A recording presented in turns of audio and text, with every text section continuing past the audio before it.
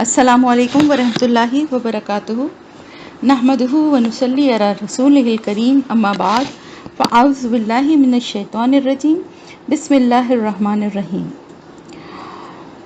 ابھی پچھلا ہم نے جو کیا تھا ہم نے حضرت آدم علیہ السلام، پھر حابیل اور قابیل کا قصہ کیا تھا ہم نے۔ ابھی پچھلے ویک جو تھا میں نے حضرت ابراہیم اور حضرت اسماعیل علیہ السلام کے واقعے پہ ایک اسپیشل الگ سے یعنی جو موقع تھا ذی الحج کی اور اس موقع کی مناسبت سے کیا تھا، لیکن افسوس کہ اس میں بہت کم لوگ تھے۔ خیر وہ لنک شیئر کر دیا ہے میں نے، آپ لوگ سن لیجئے گا۔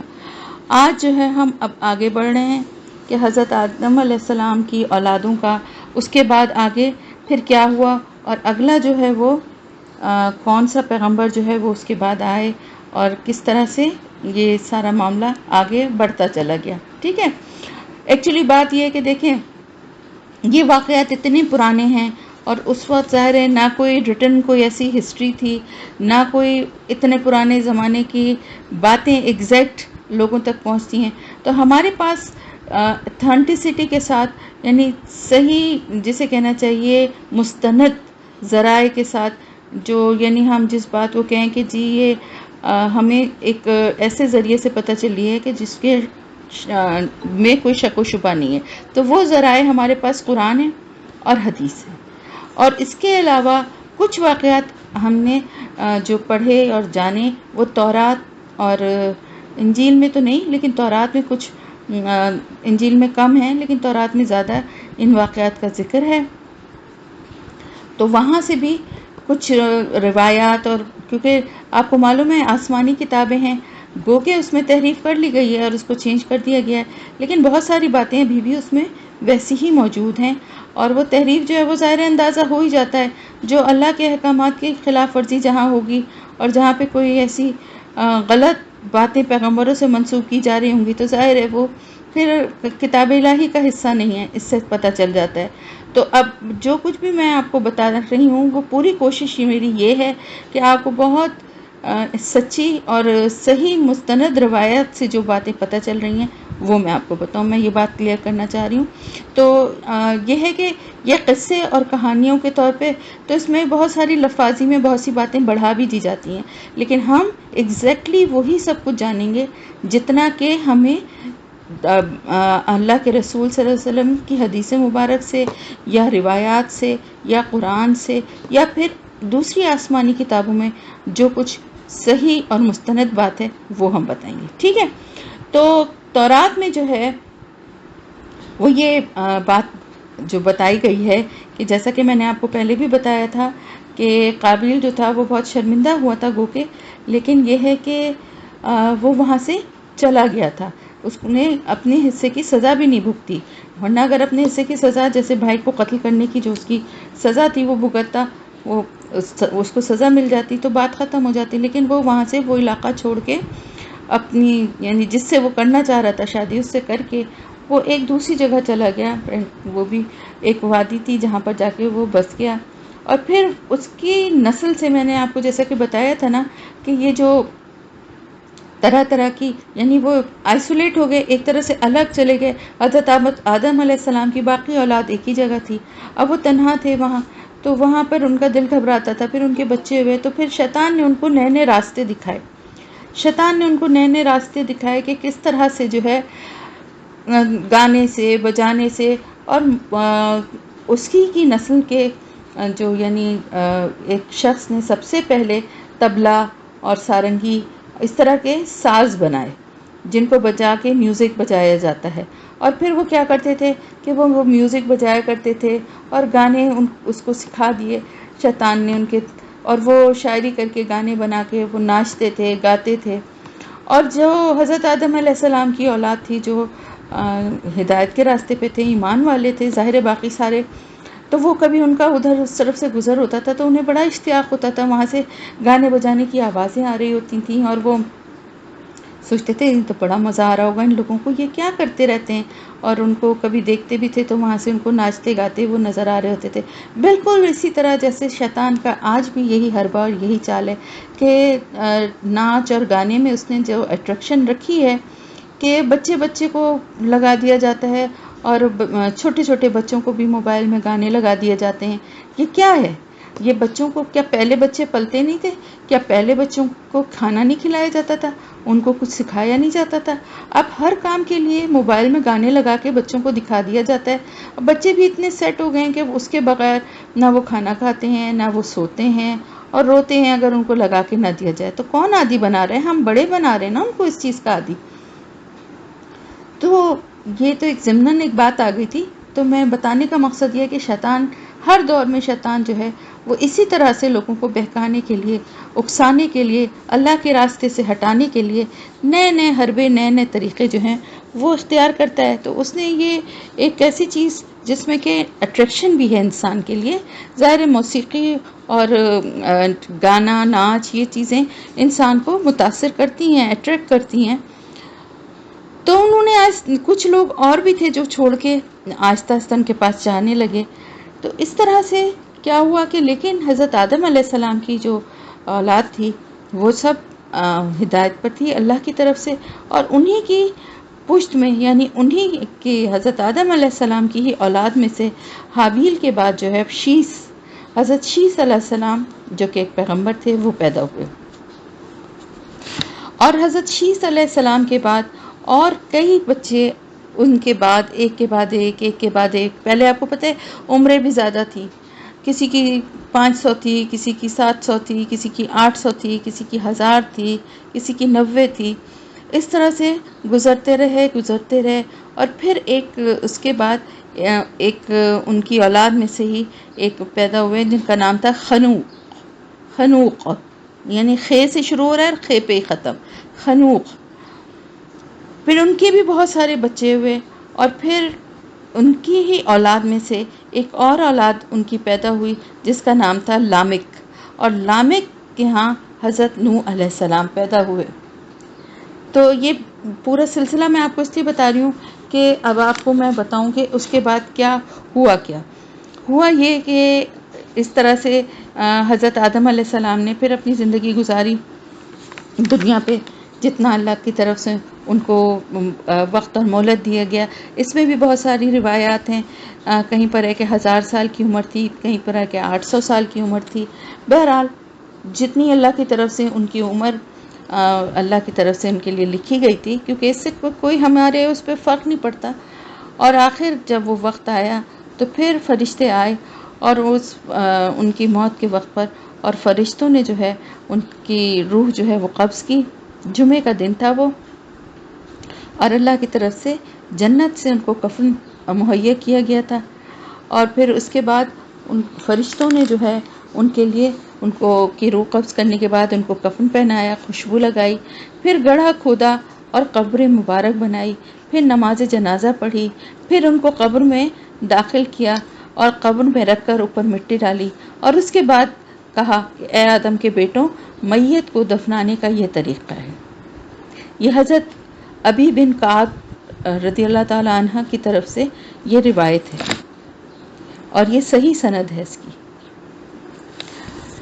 پھر ان کی دفن کرنے کی جگہ کے بارے میں بھی بہت اختلاف ہے. کوئی کہتا ہے کہ ہند میں، یعنی جو کہ اب ہندوستان ہے، وہاں پر ایک پہاڑ پر وہ آسمان سے اتارے گئے تھے اور وہیں دفن ہوئے. کچھ لوگ کہتے ہیں مکے میں جبل ابن قیس کے پاس دفن ہے. کچھ نے کہا کہ طوفان نوح کے زمانے میں نوح علیہ السلام نے آدم اور حوا علیہ السلام کے تابوتوں کو اٹھایا تھا اور بیت المقدس میں دفن کیا تھا. غرض یہ کہ جس طرح ان کی عمر کے بارے میں اختلاف ہے، اسی طرح ان کو کہاں دفن کیا گیا ہے ایگزیکٹلی اس کے بارے میں بھی اختلاف ہے. لیکن بات یہ ہے ساری کہ اس سے ہمارے کسی بات پہ، ہمارے ایمان پہ کوئی فرق نہیں پڑتا. ہمیں جو بات بتانی اللہ تعالیٰ نے چاہی وہ یہ کہ دیکھو، دنیا کے پہلے انسان تھے اور ان سے ہی سب انسانوں کی نسل چلی، لیکن وہ بھی فانی تھے. اللہ نے ان میں خود روح پھونکی. اللہ کی پہلی مخلوق، پہلی تخلیق انسانی شکل میں. ویسے تو اللہ کی تخلیقات بے شمار، بے حساب ہے، ہمیں بہت ساروں کا تو ہمیں علم بھی نہیں ہے، لیکن انسانی شکل میں پہلی تخلیق تھے. اور پھر لیکن انجام ان کا بھی وہی جو باقی سب انسانوں کا ہونا ہے. تو اپنے وقت پر ان کو بھی موت آئی. پھر اس کے بعد حضرت شیس علیہ السلام جو تھے وہ جو ہیں وہ پیغمبر بنے، اور ان کے اوپر صحیفے بھی نازل ہوئے، کیونکہ قرآن، انجیل، تورات، انجیل، زبور اور قرآن، یہ 4 تو آسمانی کتابیں ہیں، لیکن اس کے علاوہ اللہ کی طرف سے مختلف پیغمبروں پہ صحائف بھی نازل ہوئے۔ صحائف کیا ہیں؟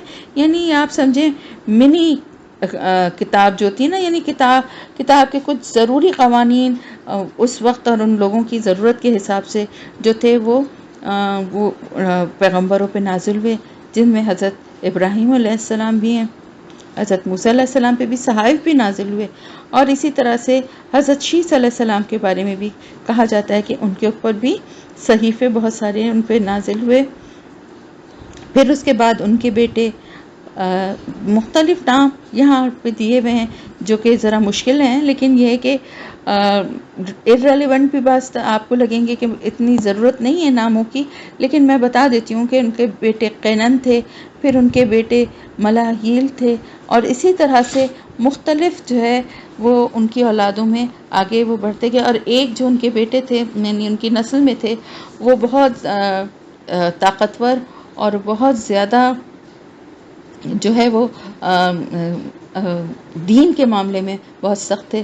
انہوں نے جنوں کے لشکروں پر بہت سختی کی، اور زمین کے مختلف بے آباد جو علاقے تھے اور پہاڑ تھے ان گھاٹیوں کی طرف ان کو مار بھگایا، اور بہت سے سرکش جنوں کو قتل کیا، اور وہ لوگوں کو واعظ و نصیحت بھی کرتے تھے۔ پھر جب وہ فوت ہوئے تو ان کے بیٹے یرد جو ہے معاملات کے نگران بنے، اور پھر جب ان کا وقت قریب آیا تو ان کے بیٹے حضرت ادریس علیہ السلام جو تھے وہ اللہ کی طرف سے وہ پیغمبر بنے۔ تو حضرت ادریس علیہ السلام جو ہیں ان کے بارے میں محمد بن اسحاق رحمۃ اللہ سے یہ روایت ہے کہ قلم سے لکھنے والے سب سے پہلے شخص یہ ہیں۔ تو اس سے پہلے جو ہے لکھنے پڑھنے کا کوئی وہ رواج اور وہ نہیں تھا، اللہ کی طرف سے ان کو یہ علم سکھایا گیا تھا کہ وہ لکھتے تھے، ریت کے اوپر بھی لکھتے تھے، اور حساب لگانے اور آئندہ کی خبروں کا اندازہ بھی لگاتے تھے۔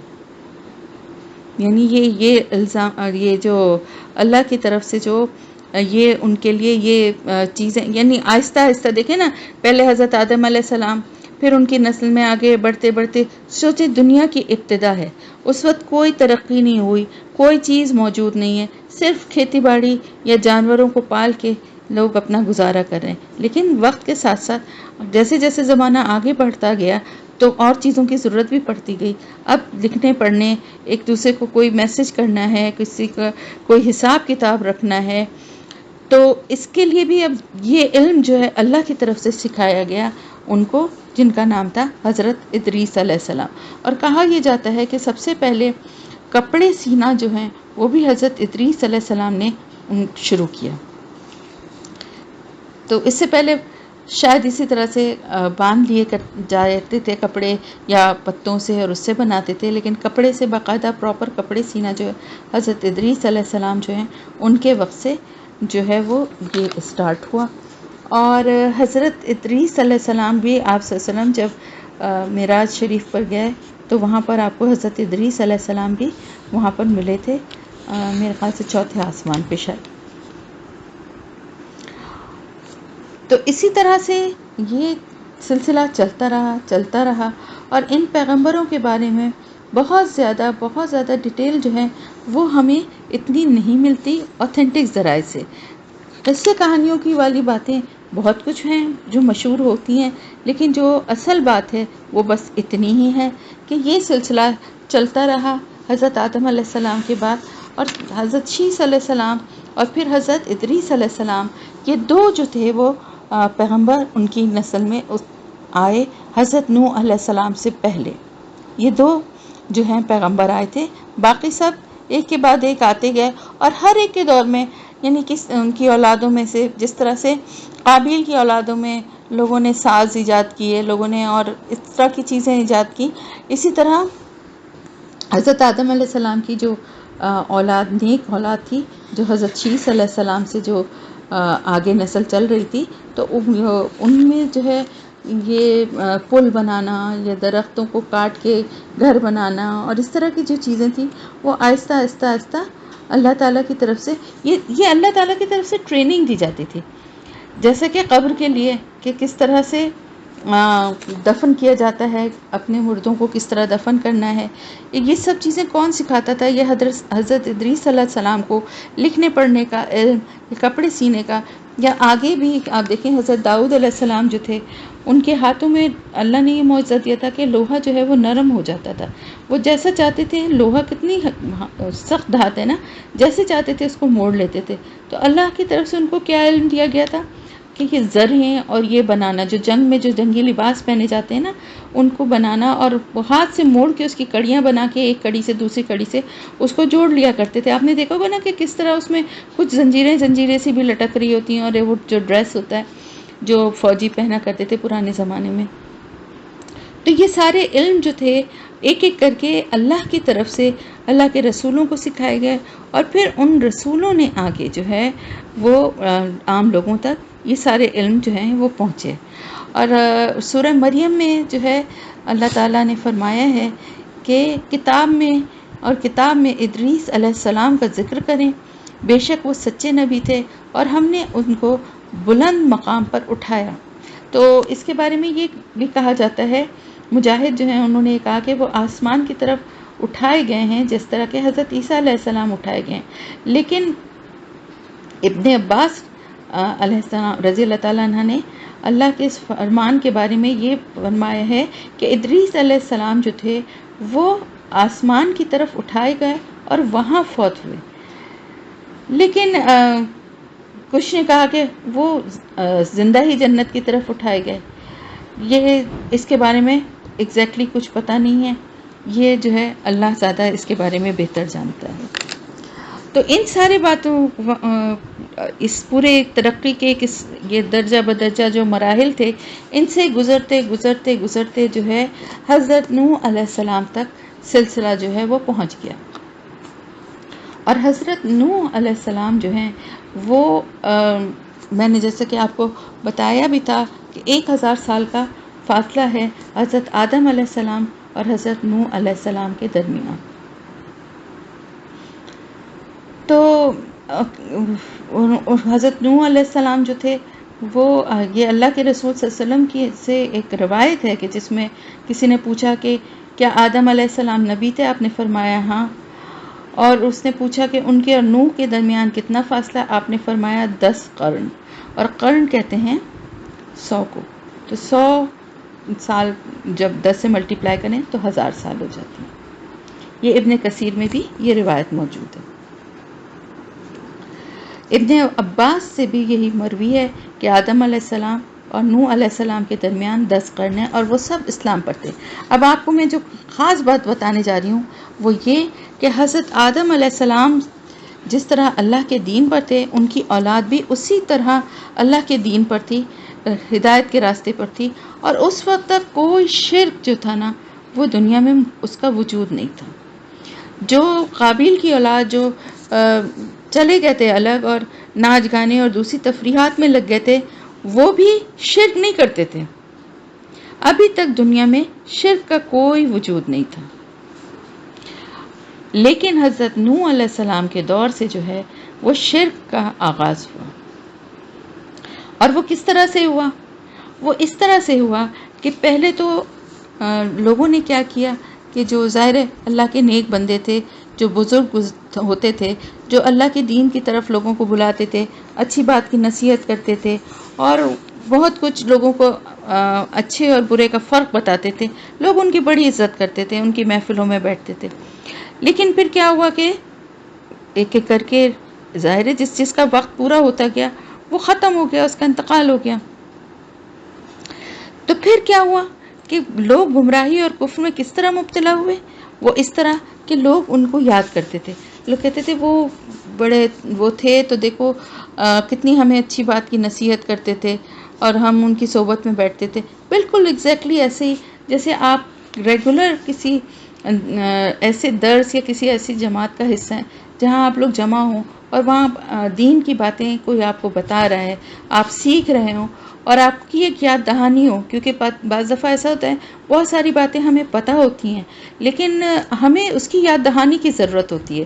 کوئی بار بار ہمیں بتاتا ہے، کوئی بار بار ہمیں کسی غلط کام سے روکتا اور ٹوکتا ہے، تو ہم ایک دم سے ہمیں یاد آ جاتا ہے. کیونکہ انسان جو ہے نا، نسی یعنی نسیان یعنی بھول چوک، انسان کا مطلب ہی یہ ہے کہ انسان بھول جاتا ہے. ہم بہت جلدی بھول جاتے ہیں نا. دیکھیں دکھ اور تکلیف کی کتنی شدت آتی ہے، ہم اس کو بھول جاتے ہیں. خوشیاں کتنی آتی ہیں، ہم اس کو بھول جاتے ہیں.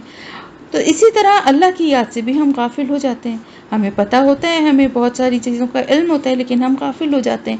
تو کوئی ہمیں بتاتا ہے، کوئی ہمیں یاد کراتا ہے، کوئی ہمیں اس راستے کی طرف بلاتا ہے، تو کیا ہوتا ہے، ہمیں بھی ایک یاد دہانی ہماری ہو جاتی ہے. اور ہم کہتے ہیں کہ ہاں چلو، یہ واقعی یہ بات تو پتہ تھی، دیکھو دماغ سے ہی نکل گئی تھی کہ ہمیں یہ ذکر کرنا چاہیے یا ہمیں یہ پڑھنا چاہیے. تو وہ لوگ جب مر گئے اور دنیا سے چلے گئے تو لوگ انہیں یاد کرنے لگے کہ دیکھو وہ تھے تو ہمیں کس طرح سے اچھی اچھی باتیں بتاتے تھے، اور ہم ان کی وجہ سے کیسے جمع ہو کے بیٹھتے تھے، سنتے تھے. ظاہر ہے اس کے بعد پھر وہ باتیں ختم ہو گئیں، وہ محفلیں بھی ختم ہو گئی. تو لوگوں کو اس چیز کا ایک ملال تھا. تو شیطان نے ایک بزرگ کی، ایک انسان کی شکل میں آ کے ان کو یہ آئیڈیا دیا کہ دیکھو کیوں نہ تم اس جگہ پر جو ہے ان کی تصویریں بنا لو، دیوار پر ان کی تصویریں بنا لو، تاکہ وہ تمہیں ایسا لگے کہ وہ تمہارے درمیان موجود ہیں، اور تم اس بہانے وہاں جمع بھی ہو جایا کرو اور یاد کیا کرو کہ وہ کیا کیا اچھی باتیں بتاتے تھے. لوگ بڑا متاثر ہوئے، لوگوں نے کہا یہ تو بڑا اچھا آئیڈیا ہے. انہوں نے کیا کیا بھائی، جلدی جلدی دیوار پہ تصویریں ان لوگوں کی بنا لیں، اور ان کے وہاں پہ جا کے بیٹھنے لگے، جمع ہونے لگے، اور کہنے وہاں پہ بیٹھ کے اچھی اچھی اللہ کی باتیں کرتے تھے. آہستہ آہستہ کیا ہوا، ایک نسل گزری، دوسری نسل آئی. انہوں نے کہا کہ یہ تو سارے دیوار پہ بنے ہوئے موسم کی وجہ سے، کبھی بارش ہے، کبھی دھوپ ہے، کبھی کیسا موسم ہے، تو وہ دھندلے بھی ہو گئے، خراب بھی ہو گئے، نقوش بھی مٹ گئے. تو آہستہ آہستہ تو ہم ان کی شکلیں ہی بھول جائیں گے. تو کیوں نہ ہم ایسا کریں کہ ہم ان کو پتھروں پہ بنا لیں، تاکہ ہمیں یاد بھی رہیں ان کی شکلیں، اور ہم دیکھ دیکھ کے ان کو یاد کیا کریں. تو اس طرح سے کیا ہوا کہ پتھروں کے بتوں کی شکل میں ان لوگوں کی شکلوں کو محفوظ کر لیا گیا. اب دیکھیں کتنی آہستگی سے کیسے جو ہے نا وہ گمراہی اور شرک جو ہے لوگوں کی زندگیوں میں داخل ہو گئی. اب آپ دیکھیں جو تصویریں کھینچی جاتی ہیں آج کل بھی، جو کھینچتے ہیں نا، ہم کیوں کھینچتے ہیں وہ تصویریں، کیا فائدہ ہے؟ آپ دیکھیں البمز بنے ہوئے ہیں. آپ کا یا میرا بنایا ہوا جو البم ہوگا، جس میں ہم نے بڑے شوق سے اپنی تصویریں جمع کی ہوں گی، آج سے 50 سال 100 سال کے بعد اس البم کی کوئی اہمیت ہوگی؟ کس کے لیے وہ اہمیت ہوگی؟ ہماری زندگی تک ہی ان تصویروں کی اہمیت ہے نا. ہاں اس صورت میں اہمیت ہوگی کہ کوئی ہمارے جانے کے بعد ہمارا بچہ جو ہے ہماری تصویر کو دیوار پہ ٹانگ دے اور اس کے پر ہار پھول ڈال دے. پھر اس کے بعد کہ میری ماں تو بڑی نیک عورت تھی، میں تو ان کو اس طرح سے یاد کرتا ہوں. پھر اپنے بچوں سے بھی کہے کہ دیکھو یہ بہت نیک عورت تھی، بڑے اچھے کام کیے تھے. بچے بھی ان سے ایک عقیدت رکھنے لگے، اور پھر آہستہ آہستہ کیا ہو کہ وہ تصویر جو ہے ایک برکت اور ایک نیکی کی علامت کے طور پہ نسل در نسل چلنا شروع ہو جائے. تو یہ کیا ہے؟ یہ گناہ ہے، یہ شرک ہے. اسی لیے تصویریں کھینچنا، تصویریں بنانا جو ہے ہمارے مذہب میں حرام ہے. اس کی یہی وجہ ہے کیونکہ شرک جو ہے نا ایسے دبے پاؤں زندگیوں میں داخل ہوتا ہے. کہتے ہیں کالے پہاڑ پہ اندھیری رات میں کالے پہاڑ پہ چلنے والی کالی چونٹی، اس طرح سے شرک کا حال ہوتا ہے کہ احساس بھی نہیں ہوتا اور وہ زندگیوں میں داخل ہو جاتا ہے. بزرگوں سے عقیدت بڑھتے بڑھتے شرک کی طرف لے جاتی ہے، مزاروں سے عقیدت بڑھتے بڑھتے شرک کی طرف لے جاتی ہے. اپنی خواہشات کے آگے اتنا انسان غلام بن جاتا ہے ان کا کہ وہ اس کو شرک کی طرف لے جاتے ہیں. جہاں پر انسان کو اپنے نفس اور اپنی خواہشات زیادہ پیاری ہو جائیں اللہ کے حکم سے، وہاں پر شرک آ گیا. تو اسی طرح بہت ساری چیزوں پہ اس طرح سے شیطان نے ان کو بہکانا شروع کیا. اور پھر رنگ برنگے طرح طرح کے قیمتی پتھر، سارے پہاڑوں پہ طرح طرح کے قیمتی، آپ کو پتہ ہے ہیرے جواہرات پتھر ہوں گے، وہ رنگ برنگے خوبصورت پتھر لاتا تھا اور کہتا تھا ارے دیکھو یہ کتنا خوبصورت پتھر ہے، اس کو اپنے پاس رکھو تو دیکھو اس سے یہ ہو جائے گا، اس کو کرنے سے یہ ہو جائے گا۔ یہ تو اب لوگوں نے اس کو پتھروں کو رکھنا شروع کیا، کسی سے کچھ فائدہ بھی ہوا تو لوگوں نے ان پتھروں کو بھی پوجنا شروع کر دیا۔ تو اس طرح آہستہ آہستہ جو ہے شرک جو ہے وہ لوگوں کی زندگیوں میں داخل ہونا شروع ہو گیا، اور حضرت نوح علیہ السلام کے دور میں لوگوں کی عمریں بہت لمبی لمبی ہوا کرتی تھیں۔ تو بتوں کی اور اسی طرح شیاطین تھے نا، یہ سب جو یہ سب باتیں سکھا رہے تھے، ان کی جب عبادت شروع ہوئی اور لوگ گمراہی میں اور کفر میں مبتلا ہو گئے تو اللہ تعالیٰ نے نوح علیہ السلام کو نبی بنا کر مبعوث کیا اور اپنے بندوں پر رحمت فرمائی، اور یہ سب سے پہلے رسول تھے۔ یعنی اس سے پہلے جو نبی تھے وہ رسول نہیں تھے، یہ رسول تھے۔ جیسے کہ حدیث میں بھی آیا ہے کہ قیامت کے دن لوگ اکٹھے ہو کر ان کے پاس جائیں گے اور کہیں گے کہ آپ سب سے پہلے رسول ہیں۔ جس وقت حضرت نوح علیہ السلام کو نبوت ملی تو ان کی عمر کیا تھی، اس کے بارے میں بھی کئی رائے ہیں، کیونکہ عمر بہت لمبی تھی ان کی۔ تو کچھ کہتے ہیں 85 سال، کچھ کہتے ہیں 385 سال، کچھ کہتے ہیں 480 سال، اور یہ سب جو ہیں صحابہ کرام کے مختلف اقوال ہیں۔ آخری قول جو ہے حضرت ابن عباس رضی اللہ تعالیٰ عنہ کی طرف منسوب کیا گیا ہے۔ تو اللہ تعالیٰ نے نوح علیہ السلام کے حالات اور ان کی قوم کے حالات اور کفر کرنے والوں پر طوفان کی صورت میں عذاب نازل کرنے کا ذکر کیا ہے، اور پھر اللہ تعالیٰ نے نوح علیہ السلام اور کشتی والوں کو کس طرح سے نجات دی۔ یہ تمام حالات اور واقعات ہم انشاءاللہ تعالیٰ اگلے اپنے اس میں کریں گے، کیونکہ نوح علیہ السلام کا واقعہ جو ہے وہ کافی ڈیٹیلڈ ہے، تو وہ ہم انشاءاللہ اگلی دفعہ کریں گے۔ تو آج کے لیے ابھی اتنا ہی کافی۔